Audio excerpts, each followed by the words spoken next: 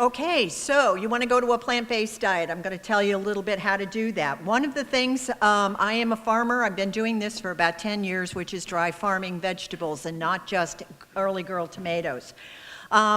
You have to know whether you can do it. Yes, you can. There are some parameters. No, you can't in some cases. And things like yield versus quality. You're not going to grow quite as many vegetables. You can't do it on a hillside. You're going to get a little bit slower production. And if you don't have a good market for selling the better quality vegetables, you're not going to make as much money. Can you really grow crops without water? Well, in water-soaked California in the wintertime, you don't have a problem. But what happens is this goes away, doesn't it?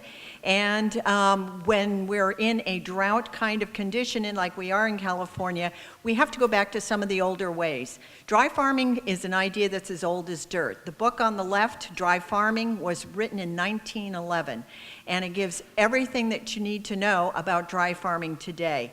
First thing is to start with cover cropping. That's one of the most important things you can do for your soil. Now, even if you're growing in your own backyard, you can do the same thing where you're preparing the soil and creating a sponge-like atmosphere within the soil.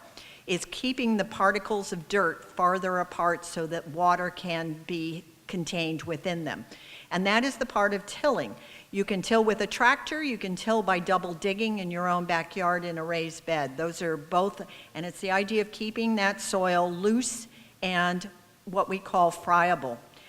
Planting deep and wide is another trick. In the vineyards, they're planting on a 9-foot by 9-foot spacing. This happens to be Frog's Leaf Vineyards. When we plant our tomatoes and potatoes, we're digging trenches and planting them as deep as possible. Knowing when to plant is also important. You're not going to get the first tomato plants in the ground, but you're also not going to wait until, dry bone dry summer. So you have to be careful. We plant our tomatoes on May 15th.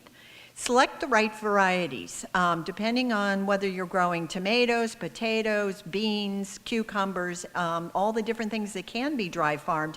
Select varieties that are adapted to that kind of thing, and maybe even smaller size fruit. The most important thing is your soil structure, and this is the idea of creating a plane of dirt under which you're trapping the water that come from the air and from rain.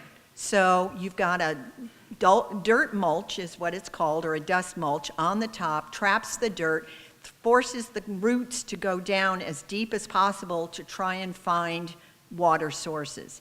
The next thing is to cultivate, and that again is creating that layer on top where weeds aren't going to grow, so there's another added bonus to it, and to keep that soil sealed, basically, so that the crops can go down. These are tomatoes and peppers that are being grown, and you can see that there's very few weeds in there. So it's a great technique for trying. You can even do it in a raised bed, like I said. Just make sure that you've got your soil as deep as possible. Then you want to retain the moisture. So here is garlic in our fields where we've used a straw mulch, or you can use row covers. They help a little bit by maintaining the moisture levels in the soil. What kind of crops can you dry farm? Well, if you think of the Native Americans, they didn't have our fancy irrigation systems, did they? So they grew wheat and potatoes and corn. But there's a whole nother level of dry farming that you can do. We do 150 different varieties of heirloom tomatoes, all dry farmed. We just planted the 2,000 tomato plants last week. Grapes, cucumbers, winter squash. Don't forget about herbs. Lavender doesn't want to be in water. What are the benefits? Well, not a dead plant necessarily, but what you've got is a plant that's slightly stressed. And so it's putting all of its energy into reproducing itself. So that's the fruit, whether it's a grape or it's a tomato. We have 60,000 acres of vineyards in Sonoma County. It's 90% of our cultivated land. So if just a few vineyards, a lot of them are moving this way, went to dry farming, we could be saving huge amounts of water every year.